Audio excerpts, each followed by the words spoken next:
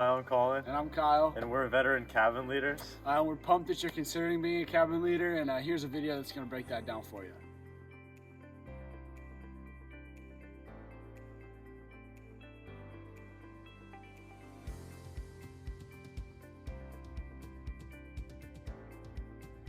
All right, so when you first get to camp, there's going to be a big truck full of all the kids' luggage.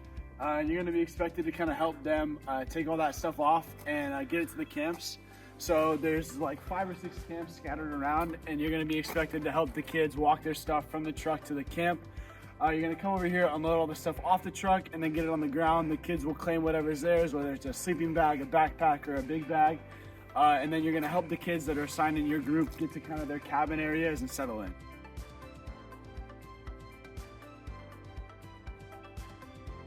All right, so these are our cabins. The cabin leader cabins are 2 to a room, and the students are 4. And the cabin leader cabins are intertwined with all of the students, so we're always close when they need us. All right, so there are a few hazardous areas scattered around the campsite that we shouldn't let the kids go in unsupervised without a naturalist. One of these being these big stumps. You'll kind of see these scattered around the campsite. We want to make sure to keep the kids out of these unsupervised because that's a big safety hazard for us.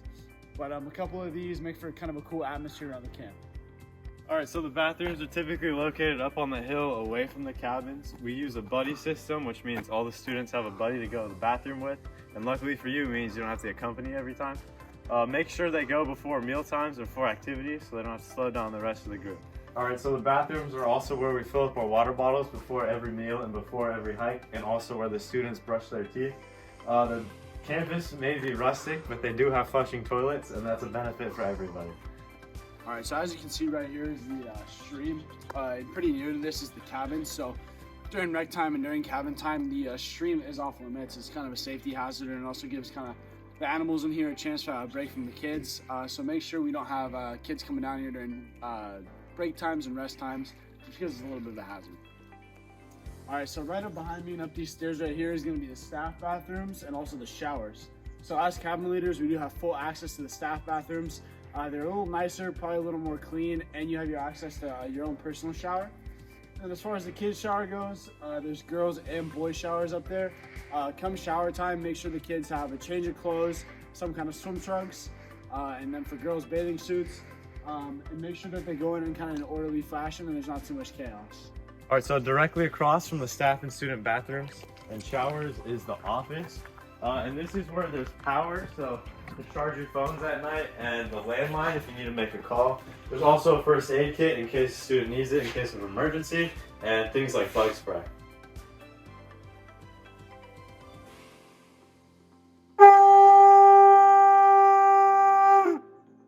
So in the mornings, the kids will be awoken to a conch shell. You are supposed to wake up as a cabin leader probably 10 to 15 minutes before they wake up to kind of prepare yourself for the day and get ready. If the kids don't wake up to the conch shell, make sure to give a friendly knock on the cabin, maybe a little tap on the back, get the kids up and rallied. Breakfast is not too long after, so you gotta get the kids ready to go for the day. Brush the teeth, fill up the waters, good clothes for hikes, yeah.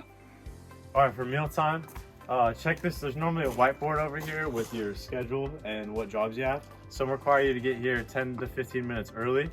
And then when your whole group's here, make sure you're quiet and in a line, and encourage them to wash their hands before going to sit down and eat. All right, so in the mornings, as a cabin leader, you will have coffee and occasionally hot chocolate available to you to start the day. Back through that door right there is going to be the kitchen. Through those doors is where kids are going to have to go to accomplish their jobs on occasion. Some people will be on food duty and they'll have to bring food to the tables and then clear the place. So that's just for reference, that's the kitchen. And then in the morning, you will occasionally have coffee and hot chocolate available. If you're not a coffee drinker before you get here, trust me, by the end of this trip, you will definitely be a coffee drinker. All right, so when bringing kids down from the camp and on your way to the recreation area to get ready for hikes, make sure they have a couple of essential things. So first off, a water bottle is going to be really important. Make sure they have this and they have it full before you leave. It's really important to stay hydrated and keep the kids healthy. Also, make sure they always have an extra layer of some kind. We want to make sure that if it does get cold or starts to rain or something like that, they stay pretty warm. At night, a flashlight can be very beneficial, so make sure they have something like that. Some other recommended things would be bug spray, other things like that. And then make sure the kids are wearing closed-toed shoes and flip-flops or slides, and also pants and some kind of outerwear. All right, so it's important on hikes as a cabin leader to kind of be in the back of the pack. We want to keep all the kids in front of us. And then also we want to make sure we carry everything that the naturalists might need us to help with in our backpack. This includes flashlights, water bottles, snacks, whatever they may need help with us carrying. Also, highly recommend pants and long sleeves, as you will see some poison oak on the trail and nobody wants that. So make sure to dress warm and be helpful. All right, so this right here is a young redwood tree. We want to make sure as cabin leaders to help the naturalists to our fullest potential. We want to make sure to stay really engaged and kind of use our knowledge and what we know to kind of help the kids as well. The more engaged we are, probably the more inclined the kids are going to be engaged. So we want to make sure to participate and be helpful and make sure to point stuff out and keep it interesting for the kids. All right, so after bringing your kids to rec time, this table right here is where there'll be cabin leader snacks only. It's a blessing. And then the students have freedom to roam around out here. There's a basketball hoop over there. There's normally a basket with all types of balls and activities and stuff. We highly encourage playing with the students. They love it. We can come up with games like basketball games and football games. They all love it. But other than that, this is your time to really do whatever you want. You can go take a shower in the staff bathroom and just hang out in your cabin, take a nap. It's up to you. All right, so when the kids are on recreation time and they're kind of doing whatever, as a cabin leader, you're more than welcome to hang out on this porch, just kind of sit down, chill out for a little bit, not have to worry too much. Also, during other recreation times, the kids might throw a football or play some catch, and you can kind of just sit out here and supervise. And they also have to do a skit as well, so it's a good place to gather with your kids and kind of help them out with practicing that skit for the big final performance. So there's not a lot of extra time around camp, but if you play an instrument or something like that, feel free to bring it. It's great during campfire. The students love it, and it keeps them engaged. All right, so this is our campfire, and this is where we will meet most nights and where skits are performed. It's important to keep students focused and on track while we're here, and that means sitting next to the talkers and trying your best to keep them quiet.